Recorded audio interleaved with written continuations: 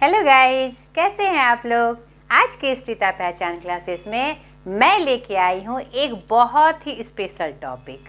व्याकरण विशेष सत्र में अभी हमारा बोर्ड एग्ज़ाम आने वाला है, नहीं 2025 का।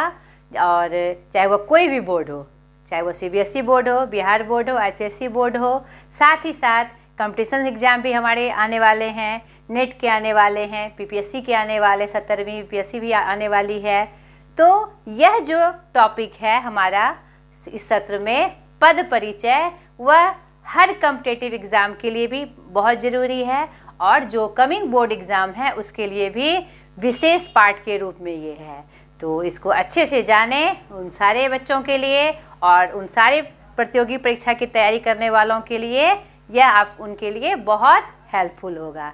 तो चलिए स्टार्ट करती हूँ मैं।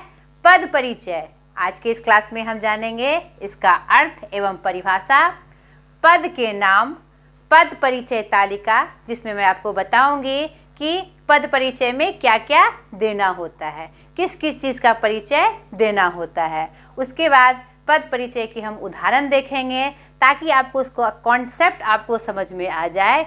चाहे जिस रूप में प्रश्न पूछा जाए, आपको देख के समझ में आ जाए कि इसका आंसर क्या होगा, इसको हमको किस तरह से करना है। तो चलिए स्टार्ट करते हैं। पद परिचय, जो इंग्लिश में पार्सिंग कहलाता है। वाक्यों में पहले पद है क्या, ये जान ले। वाक्यों में प्रयुक्त किए जाने वाले शब्दों को पद कहते हैं। यानी वाक्य में, वाक्य जिससे बनता है, नहीं कर्ता, क्रिया, नहीं कर्म या और भी जो शब्द हैं उसमें सर्वनाम, विशेषण, क्रिया विशेषण जो भी है, वाक्यों का जो संयोजन होता है, जो बनावट होती है, उनमें जो शब्दों का प्रयोग किया जाता है उसे हम क्या कहते हैं, पद कहते हैं। एवं वाक्यों में आने वाले पदों का, यानी वाक्य में जो शब्द आए उसे हमने पद कहा, और उन पदों का व्याकरण की दृष्टि से परिचय देना पद परिचय कहलाता है। तो व्याकरण की दृष्टि से क्या देना, परिचय देना भाई, व्याकरण की दृष्टि से परिचय का मतलब होता है कि वह कौन से वचन में है, कौन से लिंग में है, कौन से काल में है, क्रिया के साथ उसका क्या संबंध है, या क्रिया के रूप में किस रूप में आया है, या क्रिया विशेषण शब्द है तो वह किस रूप में आया है। तो यह जो परिचय होता है वह हमारा व्याकरणिक परिचय होता है, इसीलिए इसे व्याकरणिक परिचय भी कहा जाता है। जब मैं आपको शब्द पढ़ा रही थी विकारी और अविकारी, तो मैंने आपको बताया था इसी आठों में, जो मैं अभी आपको आगे बताऊंगी, आपको स्पष्ट हो जाएगा कि इसी आठों में पूरा व्याकरण समाया हुआ है। यानी अविकारी और विकारी शब्द का जो हमने वर्गीकरण आपको बताया था, जो हमारा संज्ञा, सर्वनाम, विशेषण, क्रिया, और इधर क्रिया विशेषण, संबंध बोधक, समुच्चय बोधक और विस्मयादि बोधक। तो इस आठों में एक विकारी था हमारा, दूसरा क्या था, अविकारी। इसी में पूरा व्याकरण समाया हुआ है। ये आप जान जाएंगे तो आपको फिर व्याकरण को समझने में कहीं से भी दिक्कत नहीं आएगी। और ये नहीं जानेंगे तो आगे के जितने भी चैप्टर हैं आप उसमें कंफ्यूज करेंगे। आपको इन आठों की एकदम परफेक्ट जानकारी होनी चाहिए। उसके भेद क्या है, उसकी परिभाषा क्या है, उसका प्रयोग किस रूप में वाक्य में होता है, ये आपको स्पष्ट रूप से जानना चाहिए। तो वाक्यों में आने वाले पदों का व्याकरण की दृष्टि से परिचय देना पद परिचय कहलाता है। पद परिचय में क्या क्या होते हैं, शब्द के भेद। कौन से शब्द के भेद, जो भी पद वाक्य में आता है, चाहे संज्ञा आए, सर्वनाम आए, विशेषण आए, क्रिया आए, जो भी पद आते हैं उनके भेद, सबके अलग अलग अपने भेद हैं कि कौन से भेद में ये आता है। उसके बाद उपभेद, उसके कुछ उपभेद भी होते हैं, वह भी देखा जाता है। लिंग देखा जाता है कि वह स्त्रीलिंग में है कि पुल्लिंग में है। वचन देखा जाता है कि वह एक वचन में है कि बहुवचन में है। कारक देखा जाता है कि आठों कारक में उसका कौन सा रूप है, कर्ता से लेकर संबोधन तक।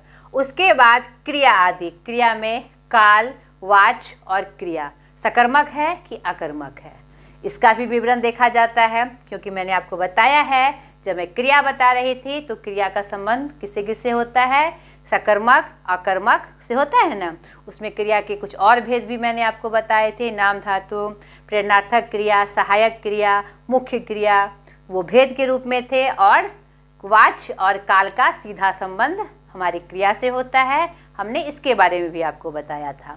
तो उसके बारे में भी परिचय दिया जाता है अगर उसमें वह वाक्य में उससे संबंधित हो तो, और फिर उसका वाक्य में क्या संबंध है यह भी परिचय दिया जाता है। तो व्याकरणिक दृष्टि से ये पद, अभी मैंने तुरंत इसको क्लियर किया, ये पद कौन कौन से हैं? संज्ञा, सर्वनाम, विशेषण, क्रिया, क्रिया विशेषण, संबंध बोधक, समुच्चय बोधक एवं विस्मयादि। तो ये जो 8 पार्ट हैं इसके बारे में ही परिचय देना इस रूप में, भेद के रूप में, उपभेद के रूप में, उसका लिंग बताना, वचन बताना, कारक बताना, अगर क्रिया है तो वाच्य और काल बताना, कर्मवाच्य है, कर्ता कर्तवाच्य है कि भाववाच्य बताना, इन सब का परिचय देना ही हमारा क्या कहलाता है? पद परिचय कहलाता। अब चलिए आपको पद परिचय तालिका के माध्यम से मैं यह और स्पष्ट कर दूं कि कैसे किस चीज़ में, यानी संज्ञा में किसका परिचय देना होगा, सर्वनाम में किसका परिचय देना होगा, विशेषण में किसका परिचय देना होगा। यह बात आपको तालिका से स्पष्ट रूप से समझ में आ जाएगी। चलिए देखिए, इस पद परिचय तालिका के माध्यम से हम जान लें कि वाक्य में जो भी पद आएंगे उसका कौन सा परिचय हमें देना होता है। इसीलिए मैं पद का नाम, यानी जो शब्द वाक्य में प्रयोग में आते हैं, मैं उसका चार्ट लेके आई हूँ, और उसमें कौन सा परिचय देना होता है मैं वह भी लेकर आई हूँ, ताकि आप समझ सके कि जो पद परिचय पूछा जाता है, अगर पूरे डिटेल से पूछा जाता है तो हम कैसे आंसर करेंगे, और जिसमें क्या कहते हैं चिन्ह के माध्यम से जो अंडरलाइन किया हुआ रहता है उसके बारे में पूछा जाए तो हम कैसे आंसर करेंगे।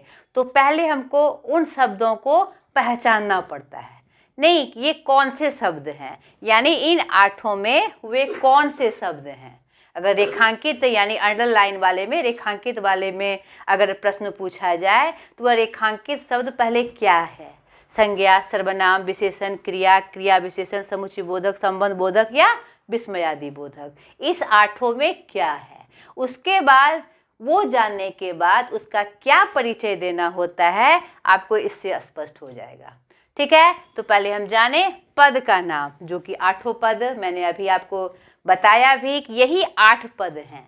विकारी और अविकारी की दृष्टि से जो शब्द के भेद हैं उसी 8 भेद का परिचय दिया जाता है, पद का परिचय दिया जाता है व्याकरणिक दृष्टि से। तो व्याकरणिक दृष्टि से हम किसका परिचय जानते हैं वो भी मैंने आपको स्पष्ट किया, लिंग, वचन, कारक, क्रिया, और अगर क्रिया है तो उसमें वाचिक का उससे सीधा संबंध होता है, धातु का उससे सीधा संबंध होता है, तो उसका परिचय हम देते हैं। अब देखिए, आपको यह समझना है कि वाक्य में अगर संज्ञा पद आ गया, नहीं वाक्य में अगर संज्ञा पद है, रेखांकित में हो या फिर एक वाक्य ही दिया हुआ है, अभी मैं आपको उदाहरण के साथ उसको समझाऊंगी भी। आप ये देखिए कि आपको एक वाक्य दिया गया और आपको पूरा कहा गया इस वाक्य का पद परिचय दीजिए। ठीक है, तो उस वाक्य में हम पहले छांटेंगे कि इन 8 में से कौन कौन से शब्द आए हैं। इसी 8 में से उसको हमने चुन लिया, उसके बाद हम देखेंगे उसके भेद में, सबके अलग अलग भेद हैं, संज्ञा के अलग अलग संज्ञा के अलग भेद हैं, सर्वनाम के अलग भेद हैं, विशेषण के अलग भेद हैं।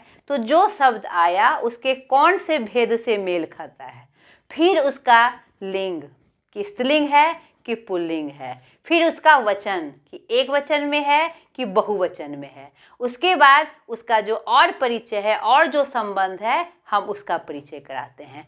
तो अब ये जान लीजिए कि संज्ञा में किसका परिचय होगा, अगर संज्ञा शब्द हुआ तो कौन सा परिचय होगा, सर्वनाम शब्द होगा तो किस चीज़ का परिचय होगा, उसी तरह आगे जो जितने शब्द दिए हुए हैं अगर वो शब्द होगा तो किसका परिचय होगा।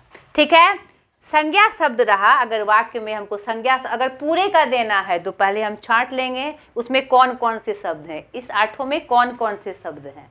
ठीक है, उसके बाद उस शब्द के अनुसार जो हम परिचय देंगे इस अनुरूप देंगे। अगर संज्ञा शब्द है तो संज्ञा के भेद 5 भेद हैं। आधुनिक हिंदी व्याकरण में उसके 3 ही भेद का वर्णन मेन रूप से होता है हमारा, व्यक्तिवाचक, जातिवाचक और भाववाचक। तो हम देखेंगे तीनों में से संज्ञा का कौन सा भेद है, या पांचों में से उसका कौन सा भेद है, तो हम भेद का नाम लिखेंगे। ठीक है। उसके बाद वह स्त्रीलिंग में है वह शब्द कि पुल्लिंग में है, वो देखेंगे। उसके बाद वचन कि वह एक वचन में है कि बहुवचन में है।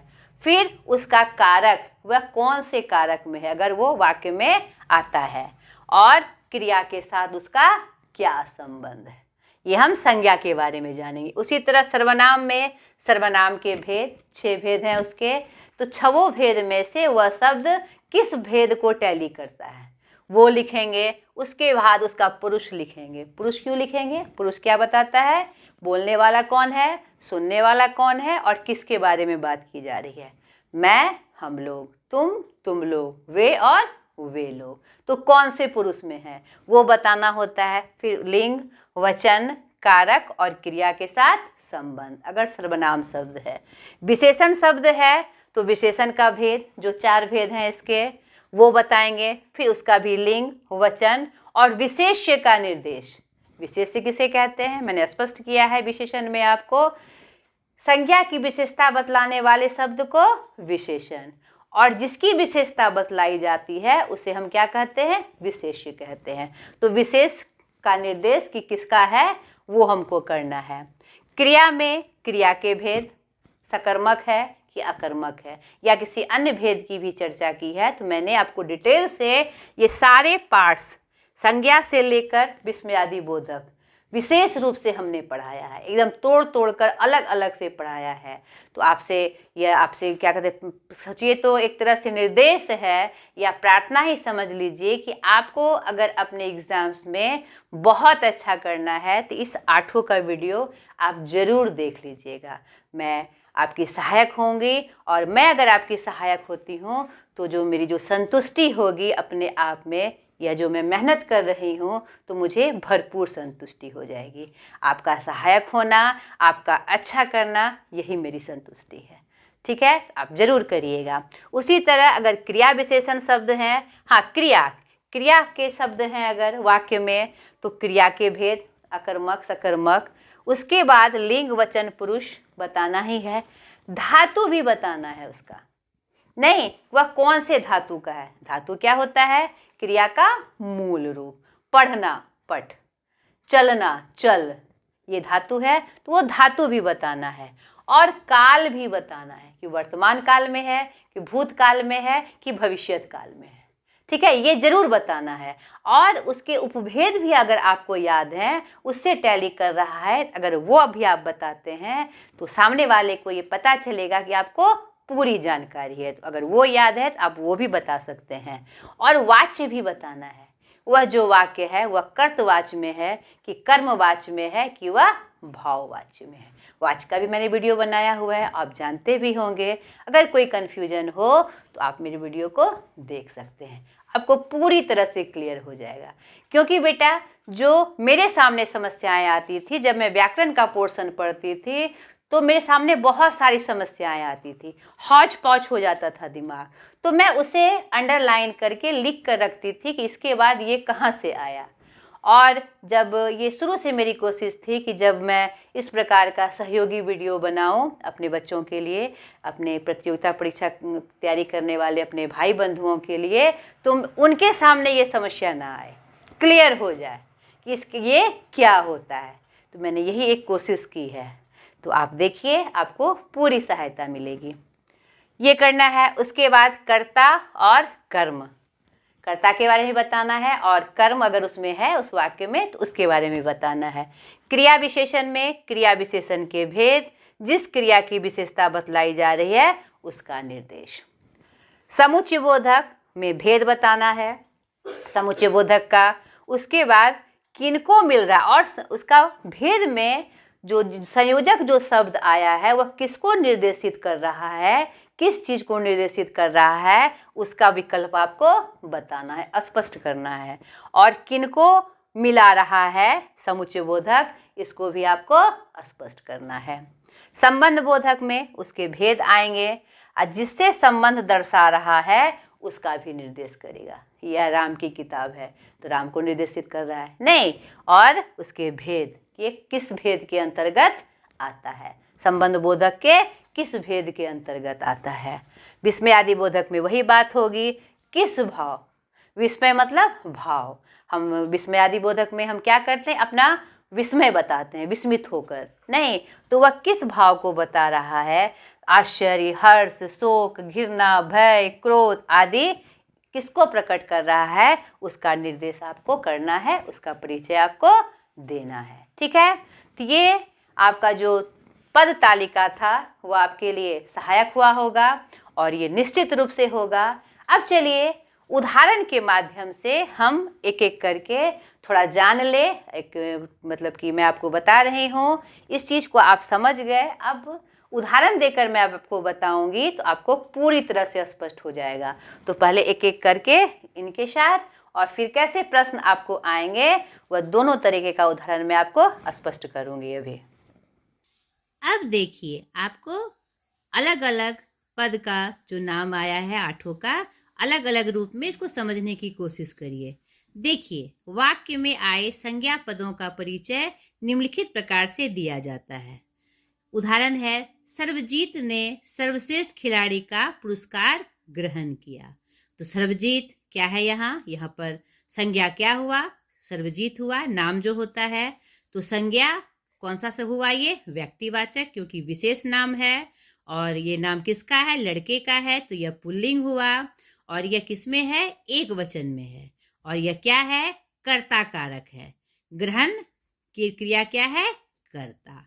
दूसरा उदाहरण देखिए, सरला पुत्री के पास नोएडा आए।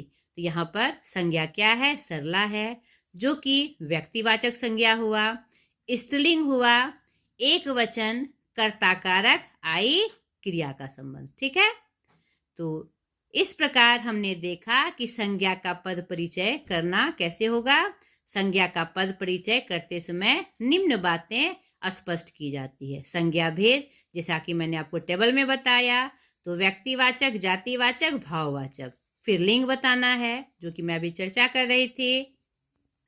फिर देखिए वचन, एक वचन की बहुवचन, कारक, आठों कारक के भेद, उसके बाद संबंध, पद का क्रिया और अन्य पदों के साथ संबंध। उसी तरह सर्वनाम पद परिचय आप देख सकते हैं, जैसे वे खेल रहे हैं, यहाँ पर सर्वनाम पद कौन सा हुआ, वे हुआ ना। तो ये सर्वनाम है, ये कौन से पुरुष में आता है, अन्य पुरुष में आता है। यह क्या है, पुल्लिंग है, और ये बहुवचन, वे खेल रहे यानी पुल्लिंग में है, ये बहुवचन में है, और कर्ता कारक रहे हैं, क्रिया के कर्ता।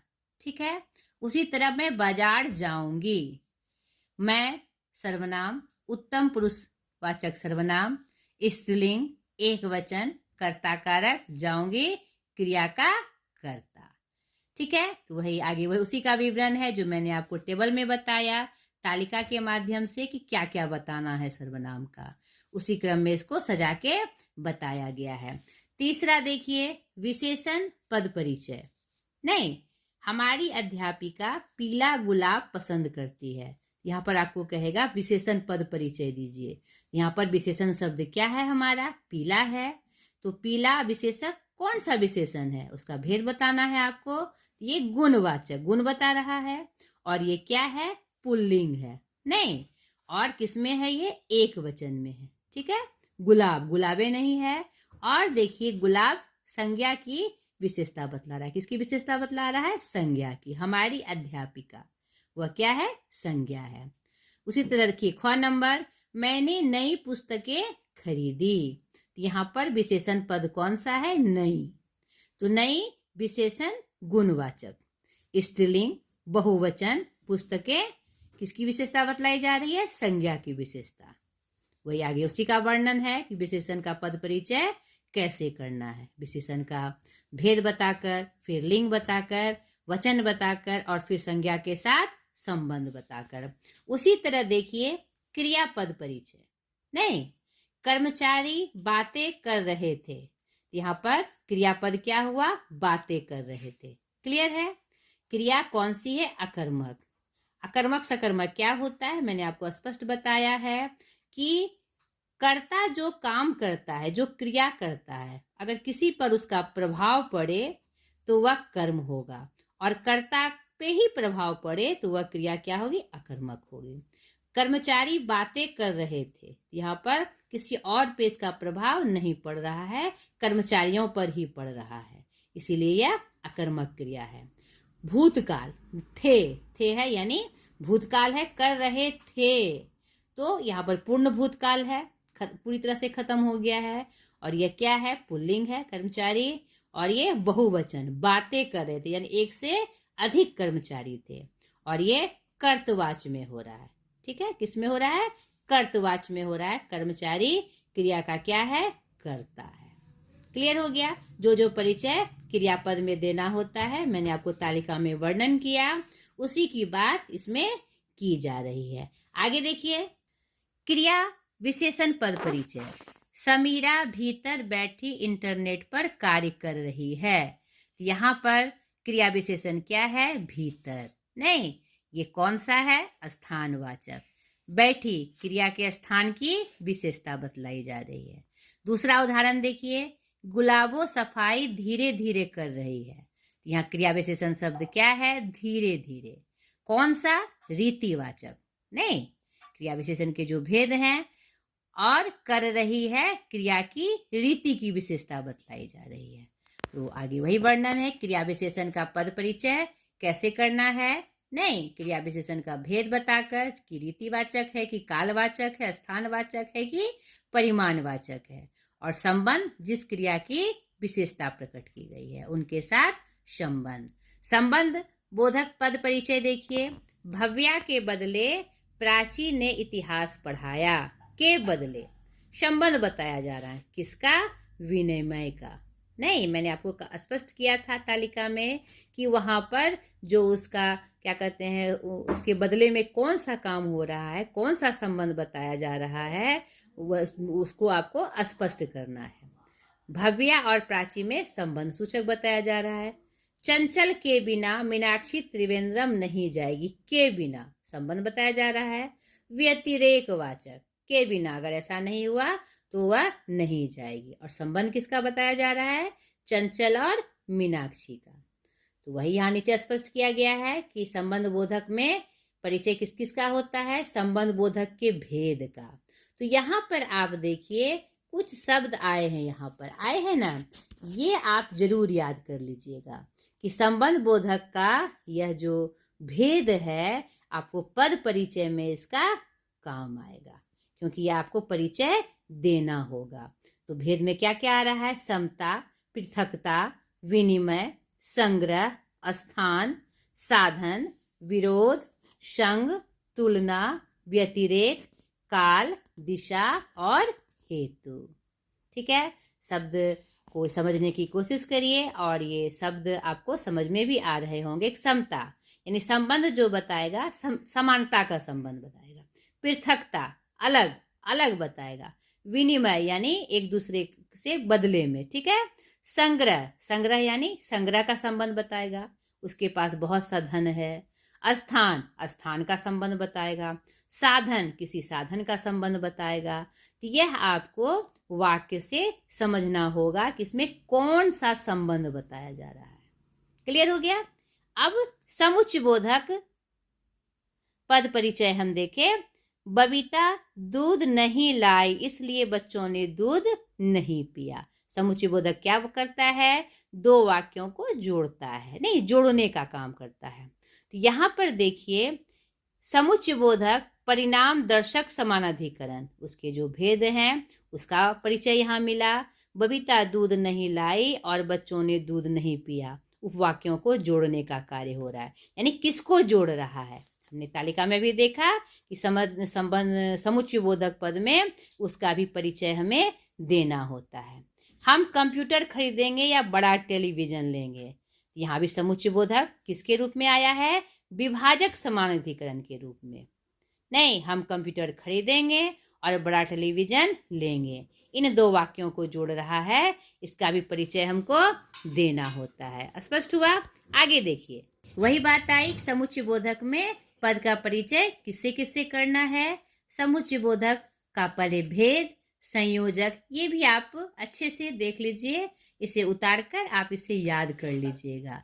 पद परिचय में यह बहुत आवश्यक है कि समुच्चय बोधक में जो शब्द आएंगे वह किस किस रूप में आएंगे। संयोजक जोड़ने के अर्थ में, विभाजक तो अलग करने के अर्थ में, विरोध दर्शक विरोध करने के अर्थ में, परिणाम दर्शक, कारणवाचक, स्वरूपवाचक, उद्देश्यवाचक की संकेतवाचक।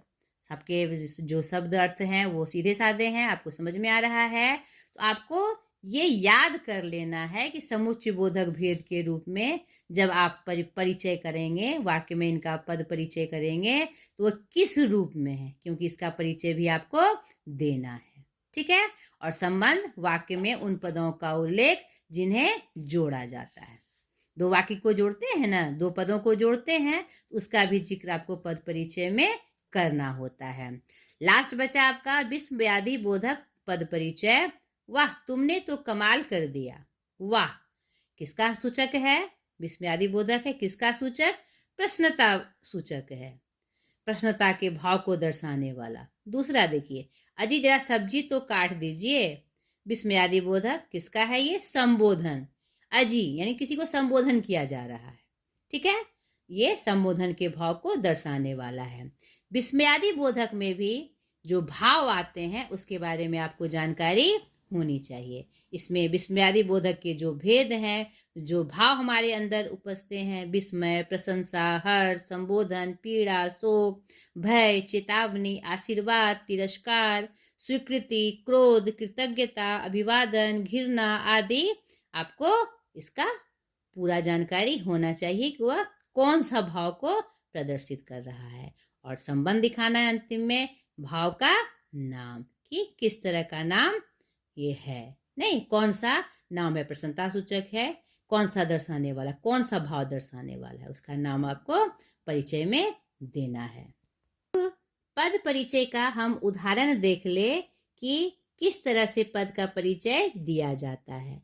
अगर वाक्य में अलग अलग पदों का परिचय देना है तो किस तरह से देना है, और रेखांकित पद के बारे में देना है तो कैसे देना है। तो मैंने आपको स्पष्ट कर दिया है कि अगर वाक्य से देना हो तो उस 8 शब्द में से संज्ञा से लेकर विस्मयादि बोधक का देखेंगे वाक्य में क्या क्या आया है, नहीं, और उसके अनुसार उसका हम परिचय करेंगे। किस रूप में? जैसा हमने तालिका में देखा और अभी उदाहरण में भी हमने देखा। जैसे देखिए, हम अपने देश पर मर मिटेंगे। हम क्या है? सर्वनाम है। कौन सा है ये? पुरुष बताना है, उत्तम पुरुष। बहुवचन, हम एक से अधिक को व्यक्त करता है, यह पुल्लिंग है, नहीं, और क्या है ये? कर्ता कारक है। कारक में ये क्या है? कर्ता कारक है। अपने, अपने क्या है? सर्वनाम है। निजवाचक है, नहीं, सर्वनाम का कौन सा भेद है? ये निजवाचक। पुल्लिंग में है, एक वचन में है, संबंध कारक और देश से संबंध। किससे संबंध बताया जा रहा है?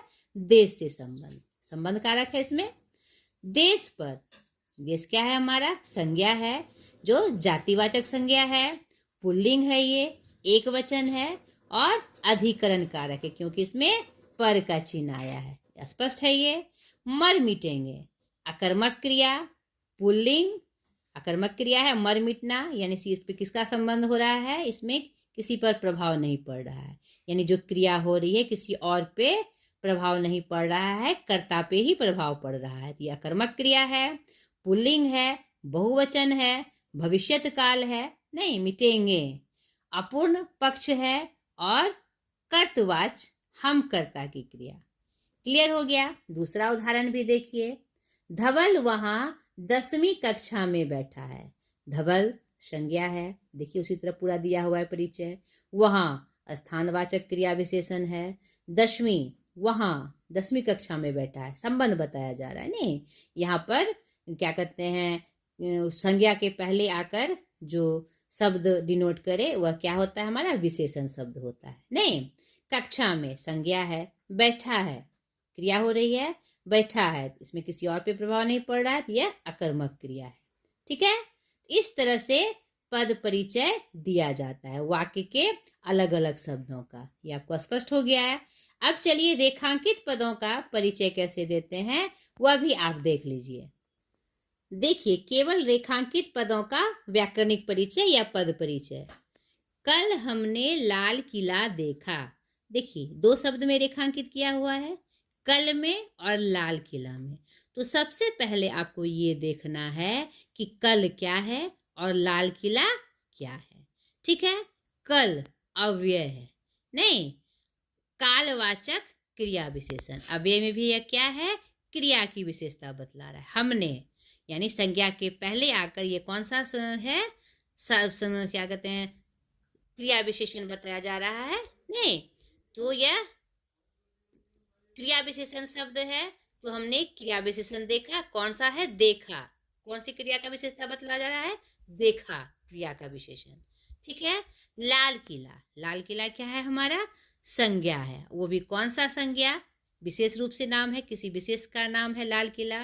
कोई किला है लाल किला जो कि एक ही है, नहीं, विशेष रूप से है। यह व्यक्तिवाचक संज्ञा है और यह एक वचन में है, पुल्लिंग है।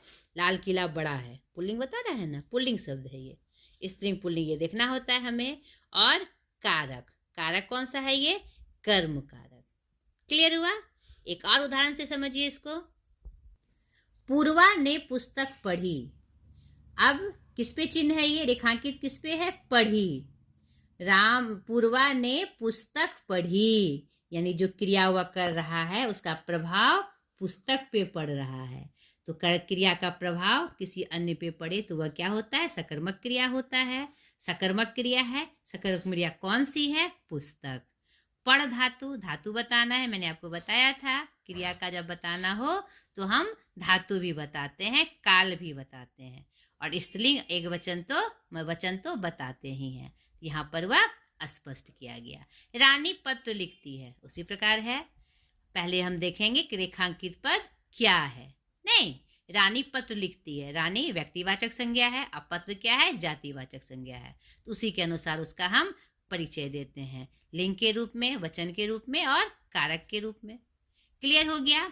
इस तरह हम देखते हैं कि अगर पूरा वाक्य का भी कैसे देना है पद परिचय हमने देखा, और रेखांकित पद भी है तो कैसे देना है। तो विशेष क्या ध्यान रखना है कि आठों में जो विकारी अविकारी शब्द हैं हमारे, संज्ञा से लेकर विस्मयादि बोधक तक, उसमें कौन सा वो शब्द है, और अगर रेखांकित है तो वो कौन सा शब्द है, और पूरे वाक्य का देना है तो वो कौन सा शब्द है।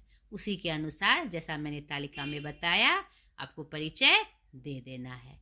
अब चलिए एक विशेष बात कि कुछ शब्द ऐसे हैं जिसका क्या कहते हैं, प्रयोग के कारण उसका रूप बदल जाता है। थोड़ा हम भी उसको भी देख ले ताकि हम समझ जाएं कि वह कौन से रूप में है। खाली हमको यह समझना है उसमें कि वह क्या है, ये जानना हमको बहुत जरूरी है। चलिए हम उसको भी देख ले। यहाँ देखिए, प्रयोग की विशिष्टता के कारण पद परिचय में भिन्नता समझना है बेटा, खाली इसको। जैसे अच्छा, नहीं, तो वाक्य में देखिए वह किस रूप में आ रहा है, अच्छों की संगति करो, संज्ञा रूप में आ रहा है। अच्छा बालक सबको प्रिय लगता है, नहीं, कर्ता के पहले आके वह विशेषता बतला रहा है, ये विशेषण शब्द है। उसने अच्छा गाया, गाने की विशेषता बतलाई जा रही है तो क्रिया विशेषण है। गाना क्या है, क्रिया है, और जो क्रिया की विशेषता बतलाए वह क्रिया विशेषण होता है। अच्छा यह बात है, ये क्या है, विस्मयादि बोधक है। तो यहाँ पर आपको ये कुछ शब्द ऐसे विशेष शब्द हैं जिसका प्रयोग वाक्य में अलग अलग शब्दों के रूप में होता है। तो वो आपको पहचानना है कि वो शब्द किस रूप में आए हैं। नहीं, संज्ञा है, सर्वनाम है, विशेषण है, क्रिया है, क्या है, वो आपको वाक्य से इसको पहचानना है। तो बहुत सारे ऐसे शब्द हैं, तो आप इसको क्या कहते हैं, स्क्रीनशॉट लेकर भी रख सकते हैं समझने के लिए। बाद में आपको कन्फ्यूजन हो कि मैम ने क्या बताया था तो आपको समझ में आ जाए। इसकी पूरी लिस्ट है इस किताब में, और मुझे बहुत अच्छी ये किताब लगी।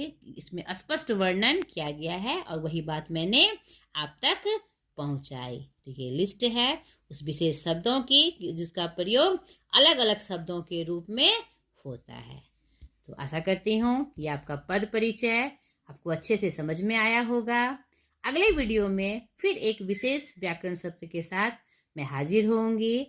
सारे व्याकरण पोर्शन लगभग खत्म पे हैं। कुछ विशेष विशेष जो चैप्टर हैं, जो पार्ट हैं, वह छूट रहा है। अब जो व्यवहारिक व्याकरण के कुछ हैं, मतलब विषय वस्तु है, जैसे कि लेखन वगैरह, संदेश लेखन वगैरह, स्ववृत्त लेखन वगैरह, वह मैं लेकर आऊँगी। और जो कुछ छूटी हुई बातें हैं जो एग्ज़ाम में आपके लिए इम्पोर्टेंस है, चाहे वो बोर्ड एग्ज़ाम हो, चाहे अन्य कॉम्पिटिटिव एग्ज़ाम हो, मैं ज़रूर से कोशिश करके लेकर आऊँगी और आपकी कन्फ्यूजन दूर करूँगी। आज तक के लिए इतना ही। बाय।